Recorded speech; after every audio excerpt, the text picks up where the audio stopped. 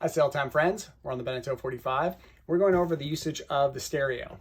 So we have our Fusion stereo right here. I'm going to press it on right here with the on button, and you can see that it starts to come on. Now, the problem that most people make is they try to pair the Bluetooth while it still says loading. You have to wait until it no longer says loading, until it says select device, to start to pair your Bluetooth. So as you can see, if I just went to start to pair my Bluetooth, pressing the page button, it doesn't work. So nothing really works until until it stops saying loading. So that usually takes about a minute until that happens.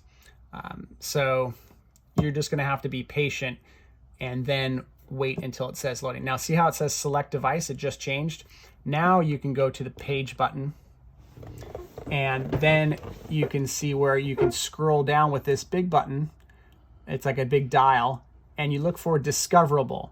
Once you see discoverable, you press in and you put a check mark right there.